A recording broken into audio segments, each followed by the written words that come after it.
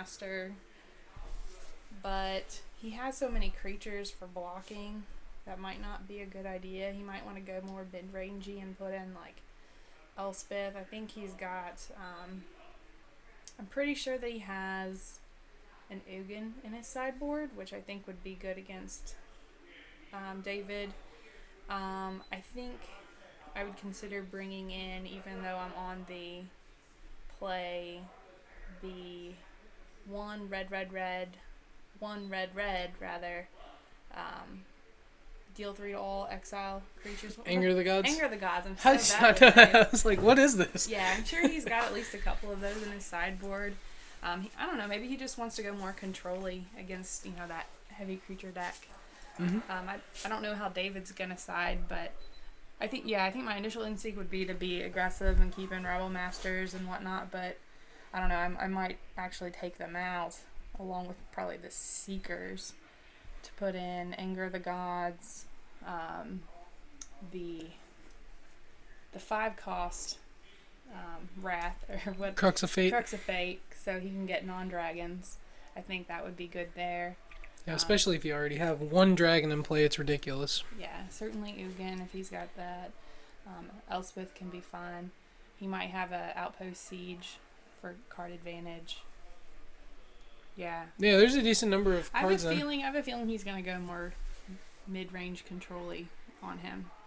That might be better. If you end with aggressive. Ugin though, if you get the Ugin at your top end, that's probably going to trump whatever this Sultai Abzan deck can play. Especially that game seemed like it would have lasted a couple more turns. Maybe not. No, Did not you at all. see He any won with an Abzan charm. downfalls in his deck? Not from David, and I don't believe Sumo. I'm pretty sure it's just like you. I think you all are playing very similar decks. Yeah, within a few cards of each other. I didn't know if David had any downfalls. Where he's 4 colors, I didn't know if he wanted to stretch for double black.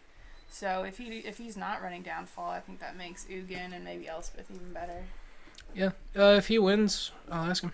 I'll get him over or something. Actually, I probably won't be able to. Did you top 8? Yes. Yes. Okay. I am 302. Oh, nice. Yeah. Perfect. Who did you draw with? The last 2 draws, I assume.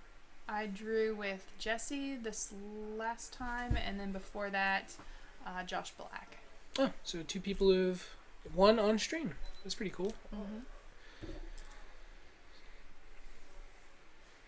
Is that Jimmy John's? Promo for Jimmy John's? Freaky fast. Still shuffling. That might be a disdainful stroke.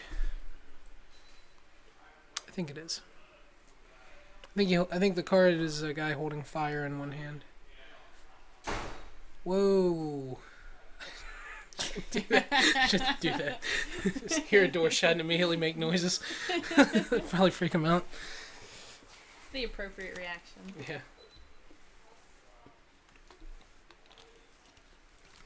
Why does Matt get a knife next to his name in chat? He is a moderator. Oh, fancy. I don't know if this is how you do it, but we'll see. Yeah, you're a mod. Hey, awesome. Will I get a sword next to my name too? Yeah, when you post. Sweet. Mine's bigger than Matt's.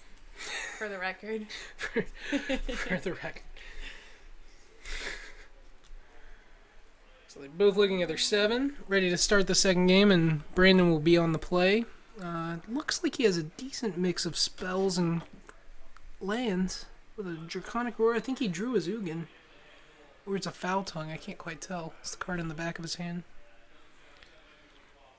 Temple kept it on top, and he's going to pass it back, untap draw. Looks like he drew Elspeth. Yes, there's definitely Elspeth. Yeah, I think he sided the way I thought he would. So, the 2 players from this area anyways have agreed upon is to maybe go mid-rangey / control-ish against the more mid-rangey decks. Makes sense. Nomad Outpost comes down for the second land. I feel like... Or at least against no Seeker. Decks that have a lot of creatures that can block your guys. That's fine. That makes sense. Also, you side in Wrath effects. Maybe Drowning Sorrow? I doubt you play Drowning Sorrow against this deck. It only hits zombies, and that's it? Maybe like Wayfinders? That's not really what you want to hit. I doubt Brandon's even running any Drowning Sorrows. Had to do that momentarily. Or a few minutes ago, I should say. Untap draw. I see a Crackling Doom be drawn. That's a pretty good card. Mm-hmm. Caves of Koilos comes down. That might be a dragon. I think he has a Draconic Roar too. So he might just hold off and wait to see what he's going to do before he decides how to interact.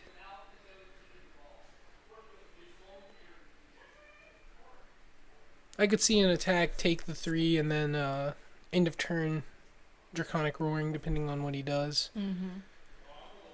I think that's fine. There's no point to just get rid of your removal spell and then he plays a better threat.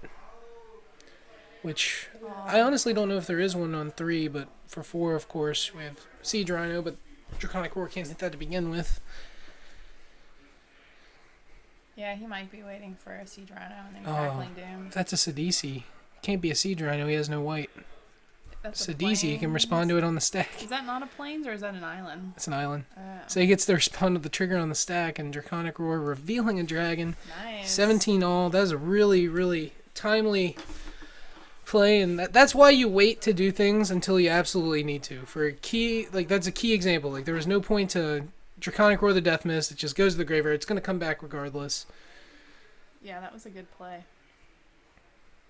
And David's going to mill a Sidisi, a Thoughtseize, and a Duress with his Sidisi, but the Sidisi was in the graveyard, so he doesn't get a zombie. And we're going to have a tapped Death Mist. Both players are at 17 now. I don't know if they marked it. Okay. Fetch land comes down for Brandon. He's going to grab maybe a swamp? Maybe a mountain. I don't know. What does the deck play more of? Mountains, by far.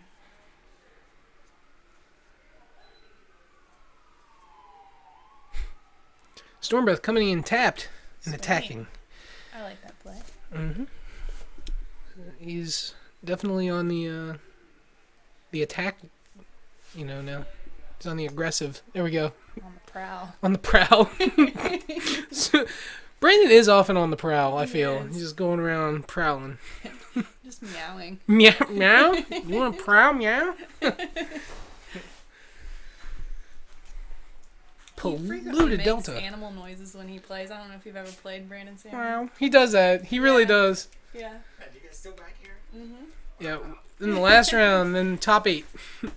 Hopefully it'll be over in the next 50 minutes because they close at midnight.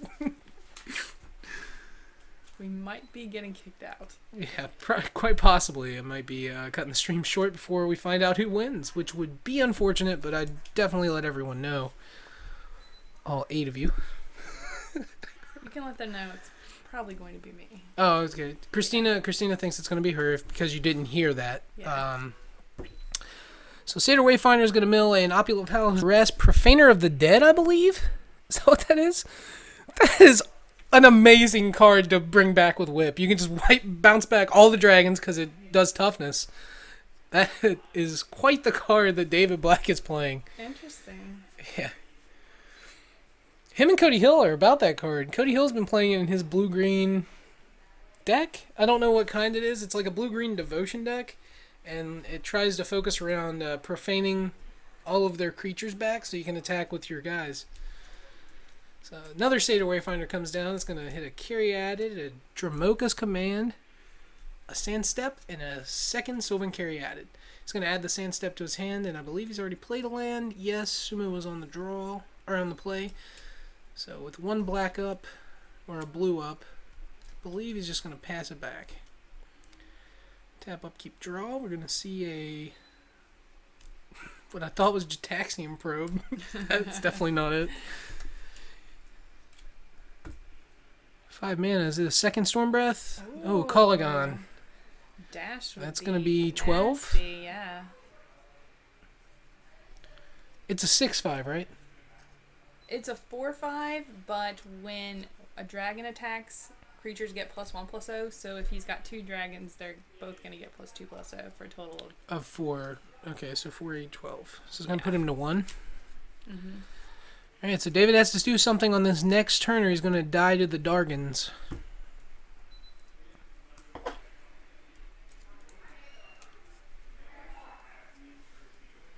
David's going to untap and search for an answer. But if he doesn't find one, we might be going to a third game to see which of these players makes it to top 8 and which does not. I'm pretty sure that the winner of this will make it to top 8. I haven't had a chance to look at the standings or anything, so I'm not sure. David has pretty useless Abzan Charm. I guess I can hit the Kolagam, actually. It's not useless.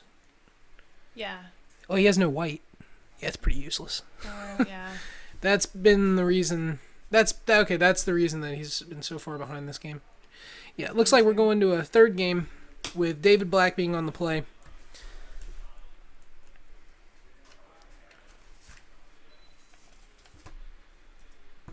I have a feeling Brandon's really not going to make too many changes. He'll probably Especially stay after about the same. Even though he was white shy, like that always feels good when you just seemingly dominate a game like that. Mm-hmm. Like you just had the stuff, like always. He had the Draconic Roar for that Sidisi. The game would have been way different if the Sidisi hit. Do you have any idea what might be in David's board? I know he has Drowning Sorrows and Disdainful Strokes. That is it, unfortunately. Disdainful Stroke would be good, obviously. Yeah, I feel like he brought those in. If not, I don't know what match he wants them against, but all the dragons and the planeswalkers and stuff like that, it seems like you want them. Mm-hmm.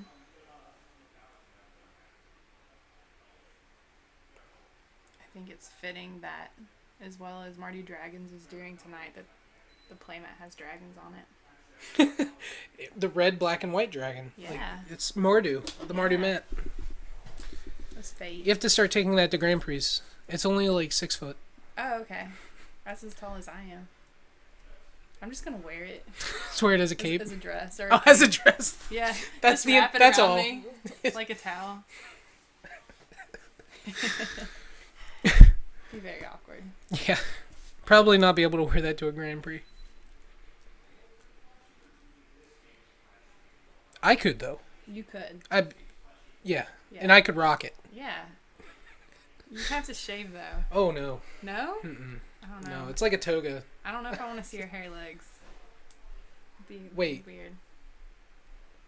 I had to shave my legs? Yeah. Oh, well, yeah, I can do that. I just can't shave this. Oh no, not the beard. Oh yeah. I've already shaved my legs. Are you kidding me? They're swimmer legs. Oh, they feel nice. They're so smooth. Resetting the life totals, and we're about to kick off this third game of the last round, or standard FNM, which will feature a booster box of Modern Masters 2015 as additional prize, which is always nice at Hometown Hobbies, Huntington, West Virginia.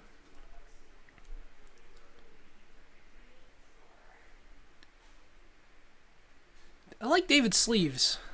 On the back of them, do you know what they say? No. By the prickling of my thumb, something wicked this way comes. It's just ridiculous.